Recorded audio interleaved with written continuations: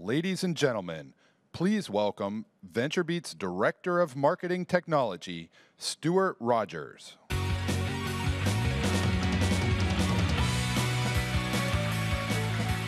Good morning, everybody. I feel like after last night's Microsoft party, I know a few of you a little better now. Yes, especially you. How's everyone doing this morning? Excellent. Good. Day one was pretty amazing. I think we had an incredible lineup of speakers. We had some amazing content. But we need to go through all of the usual stuff this morning, make sure that you're all set up for a great day two. So let's get into it. Let's talk about the Wi-Fi. We want you to have a fantastic Wi-Fi experience. Wi-Fi is brought to you by BlueStacks. Thank you to BlueStacks. You want to choose the network GamesBeat. So we made that nice and easy for everybody. Very imaginative naming.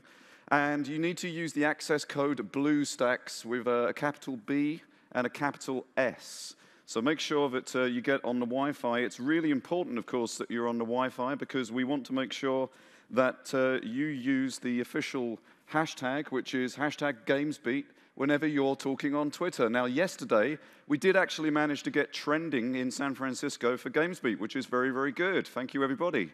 But I'm afraid you petered out in the afternoon a little bit. So, because of that, I'm going to challenge everybody to do a much, much better job today. We are still looking for the most influential tweeter, the person using hashtag GamesBeat. We're also monitoring Instagram as well today. So if you're using hashtag GamesBeat, we will be picking up on that. And we're looking for the most influential person in the room using that hashtag, or outside of the room. You've got competition from elsewhere, people on Twitch, etc., etc. So make sure you're doing that. Of course, our conference theme is Game of Thrones, and you just need to remember that the reason why George R.R. Martin isn't on Twitter is because he would kill all 140 characters. The live stream is brought to you by Twitch. Thank you to Twitch. We're doing live streaming across both days and GamesBeat Online. During breakout sessions and lunches, we'll continue the stream by adding some speakers who will present only to the Twitch audience. And those sessions are moderated by our GamesBeat Online MC, Gordon Bellamy. We would, of course, like to thank our sponsors, our featured partner, Game Insight, our platinum partners, MaxPlay and Microsoft, our gold partners, Samsung Developer Connection, AppLoving, and Intel, and our silver partners, TrialPay and Authy. Also like to thank our event partners, Glisper, Fuel Powered, Utomic, Zubu, Sumo Logic, Playphone, and Hitbox. And of course, we have to thank our media partners, Casual Connect, Twitch, MEF, Game Dev Hacker, GMGC, and special thanks to our strategic partners, Evergreen Creative. So, at the end of every session, we will be asking you to text in what you thought, because feedback's really important for us. So look out for the slides with the details at the end of each session. Every time you text, you enter to win 2 free tickets to next year's GamesBeat and a chance to have lunch with Dean. No, that needs a bigger woo. I have it on good authority. He won't be dressed as a Game of Thrones character when you have lunch with him, though. So there was that. So, speaking of Dean, it's now my pleasure to introduce you to our lead writer at GamesBeat, the legend that is Dean Takahashi.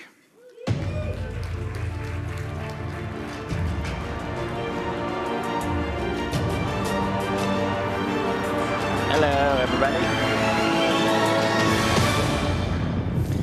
So you are all knighted for waking up early, and you're heroes of the 7 kingdoms for coming back on day 2. I'd see, though, we have a fairly good blast radius from the Microsoft party last night. And you know, the good thing about having a 2-day conference is that you can have a party like the Microsoft party on the opening night, and then you meet a lot of people, and then the next morning you forget who they are, right? So the second day you can meet them all over again, right? So hopefully that'll happen today.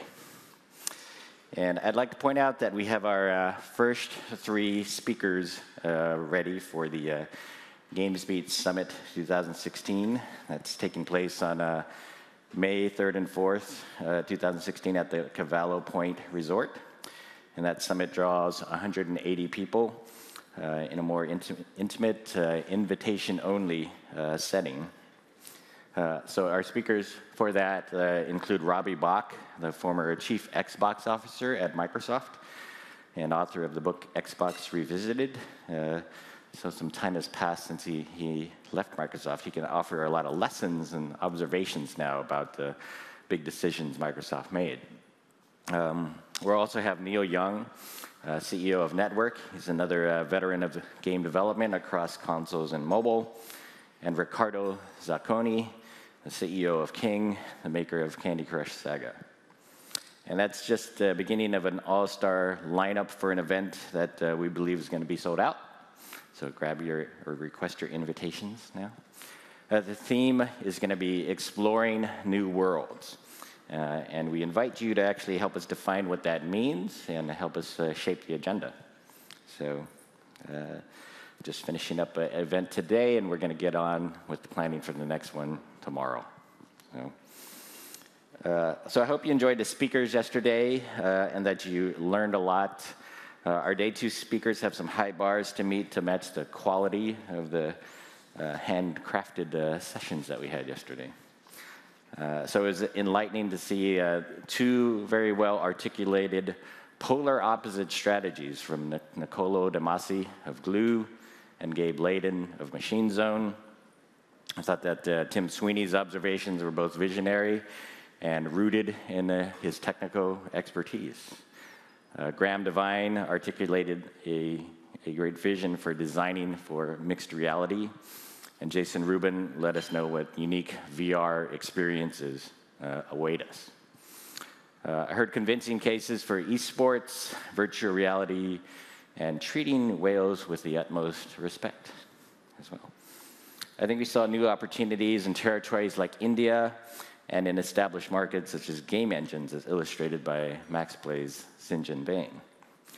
And Brianna Wu's talk was horrifying, it was moving, and inspiring all at the same time. And I hope our leaders are moved by all of the talks to build a better and more creative game industry. And we topped it off with our lively Intel reception and the loud Microsoft party where I and a number of other speakers lost our voices. So we have more variations on our theme today. And so without further ado, let's get on with the Game of Thrones. I'd like to invite John Koetsier, the Vice President of Research at VentureBeat.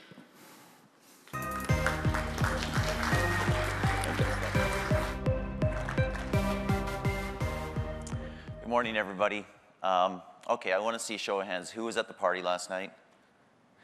Okay, so my sympathies. I had to get up this morning, too. I kind of think that most people who are at the party are not here this morning, and I desperately wish to be one of them as well. But it is what it is, right? We've told you previously that one of the things you're getting as a result of being here is a report on user acquisition. And I'm going to give you a very brief preview of what's in that, some of the key things, and some things you're really looking forward to. So we'll talk a little bit about what's working, what's changing, prices, and some of the things of what to do. But it's just a preview, and you'll have the full report as well to take a look through. So yeah, this is me. We've talked a lot, actually, at this conference about the monetization gap in mobile. This is Mary Meeker's slide from a few months ago, right? And it's not a shock that there's been that monetization gap there because the change has been so rapid, so quick. The shift to mobile has just happened almost overnight, socially speaking, right? Very literally, the money is following, and it's following quickly. We're talking $70 billion in mobile advertising this year, right?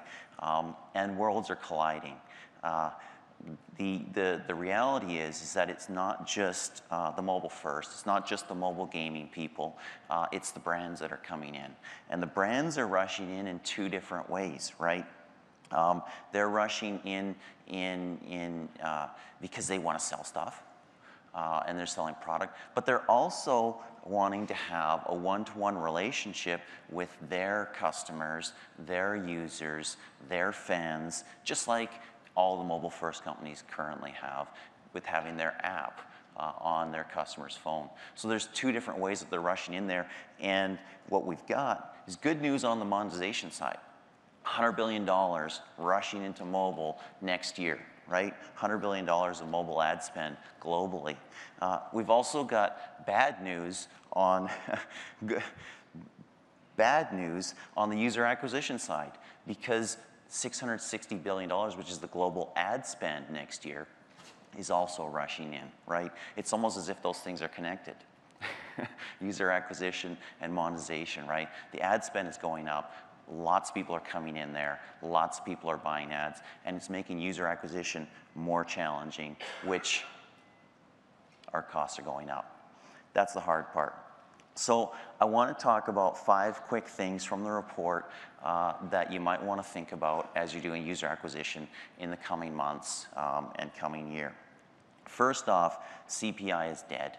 I know it's still in use. I know there's still some uses for it, but by and large, CPI is dead. This is from last year. That blue part of the graph there is the percentage of developers, mobile developers, who wanted to buy users via CPI, right? Pretty simple model. I know what I'm going to pay. If I know what my LTV is, I can make a calculation. Done, right? This year, 731 developers that we surveyed. If you see that big bar on the left there, that's cost per action, cost per engagement, and cost per purchase. And that's about 4x the number of developers who want to pay via CPI, right? It's not about the metric, it's about what happens after that. Almost 4 times more popular. Secondly, expanding beyond Facebook. This is really, really hard to do because Facebook is really, really big, and you're going to be using Facebook. There's no doubt about it. Really, really challenging. In fact, it's almost incomparably massive. That's Facebook along the bottom there. And don't worry, I'm going fast on these slides, but you'll get a chance to see them all in detail, obviously, when you get the full report. So that's challenging to do, but we are seeing pockets of other opportunity. Twitter is starting to show some signs of life. Other social platforms are emerging. Even Google+. I mean, it's like the guy in Monty Python who's being thrown on the wagon, right? I'm not dead yet. And you soon will be. But you know, even there, developers are finding some pockets. Twitter is interesting, actually. Last year in our survey and in our research, Twitter was frankly horrific, and very few people were finding quality users who paid very well on Twitter. This year, after Twitter has spent a lot of effort, a lot of resources in improving what they're doing for user acquisition, mobile user acquisition, there are developers and publishers who are finding pockets of quality users there. So interesting things. Third, more partners. The average mobile developer that we surveyed uses about 4 user acquisition partners. So I'm not talking necessarily just the social platforms, I'm talking about actual vendors, user acquisition vendors, right? But those with very high LTV use 6 or more, right? The more user acquisition partners you have, the better you're doing. That's actually not very surprising, not very shocking either, right? You're trying a lot of stuff, you're seeing what works. And when it works, you're doubling down on it. There's challenge here, right? Because when you're using more acquisition partners, you're integrating more, especially if you're doing some smart things and trying to integrate your back-end systems so you know automatically, and your ad partners know automatically what's going on with your LTV and what's going on with your users, and to get more of these kind and fewer of those kind, everything like that. But it is successful. Fourth, timing the market. What do they call people who time the stock market, by the way? Anybody? Poor. But a little bit different here. We got some interesting data from Fetch, right? And unless you have to, and I realize that different apps, different companies are different, different publishers are different. But unless if you possibly can, try and avoid the first and last months of the year. Right? It's a bit of a bloodbath. It's like Catching Fire, or sorry, what's that movie? Jennifer Lawrence. Somebody give me a clue here. The first one. Thank you, Hunger Games. You know, right off the top, and they're beginning of the games, and everybody runs in. It's a bloodbath right there. Everybody wants new devices are going out, and everybody wants their devices installed first month, last month of the year. Really, really challenging. Stick to the first and last weeks of the month if you can. Interesting things there. And the middle of the week is better than the weekends. And of course, that's not always going to work for you. Sometimes you've got to go where your users are and when they're receptive, and you're going to have to pay those things. But if you can avoid it, if you can find smart ways to avoid that, you're going to do some interesting things at a less cost. So fifth, user engagement is the new user acquisition, right? This, I don't think, is a shock or a surprise to many mobile-first people who have been living this for some time now. But getting the metric, this is some data from Liftoff, getting the metric is relatively cheap, right? You may pay $2, $3, $4, $5 for the user, but it's not about the metric. It's about what happens after the metric, right? It's about actually not getting a user, but getting a customer. And that's the challenge. And so that's why we see so much emphasis in the mobile marketing automation space or mobile engagement space, focusing on onboarding new users, focusing on messaging, whether that's in-app or out of the app notifications or other things like that, tutorials, other things like that, onboarding users and spending time and energy understanding them, knowing them, engaging them, reaching out with them, communicating to them, and that sort of thing. That's one of the reasons, well, that's the key reason why so many mobile marketing and mobile advertising companies are buying up or adding mobile marketing automation or mobile engagement capability and functionality to their stack, right? You've got Tapjoy, Localytics, Delta DNA, Tune just bought one, AdColony came out with some mobile engagement solutions as well. So, you know, there's no point in acquiring users if you're not going to engage them. That's all I have time for. You'll get the full report. You'll be able to peruse it at your leisure. Thank you so much for your time. Really appreciate it.